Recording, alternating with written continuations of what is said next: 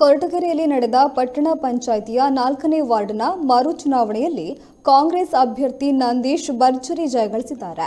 4ನೇ ವಾರ್ಡ್ನ ಸದಸ್ಯ ಎನ್ಕೆ ನರಸಿಂಹಪ್ಪ ಅವರ ನಿಧನದಿಂದ ತೆರವಾಗಿದ್ದ ಸ್ಥಾನಕ್ಕೆ ಮಾರ್ಚ್ 29ರಂದು ಚುನಾವಣೆ ನಡೆದಿದ್ದು, ಈ ಪೈಕಿ ಕಾಂಗ್ರೆಸ್ ಅಭ್ಯರ್ಥಿ ನಂದೀಶ್ ನರಸಿಂಹಪ್ಪ 509 ಮತವನ್ನು ಪಡೆದು ಗೆಲುವು ಸಾಧಿಸಿದ್ದಾರೆ.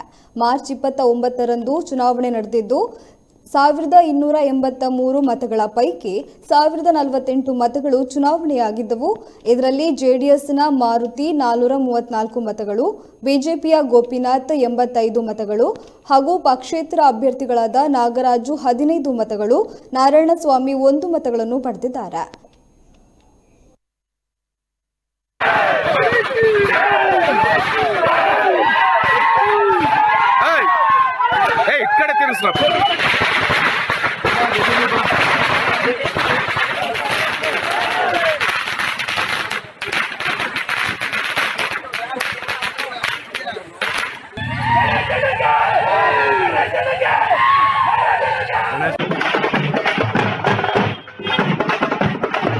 ಇವತ್ತಿನ ದಿನ ಉಪಚುನಾವಣೆ ಏನು ನಡೆದಿದೆ, ಕಾಂಗ್ರೆಸ್ ಪಾರ್ಟಿ ನರಸಿಂಹಪ್ಪನವರ ಸೇವೆ ಹಾಗೂ ನಮಗೆ ಇರ್ತಕ್ಕಂಥ ಯುವಕರ ಹಾಗೂ ಜನರ ಅಪಾರ ಬೆಂಬಲವನ್ನು ಪರಿಗಣಿಸಿ ನನಗೆ ಟಿಕೆಟ್ ಕೊಟ್ಟಿದ್ರು.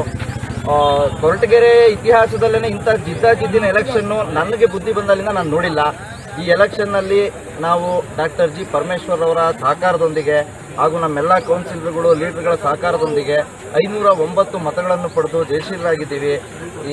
ಈ ಚುನಾವಣೆ, ಈ ಕಾಂಗ್ರೆಸ್ ಗೆಲುವು ಮುಳುಗ್ತಾ ಇರ್ತಕ್ಕಂಥ ಹಡಗು JDS ಏನಿದೆ ಅದು ನಿನ್ನ ಮುಗಿಸ್ತಕ್ಕಂಥ ಕೆಲಸ ಮಾಡಿದ್ದೀವಿ.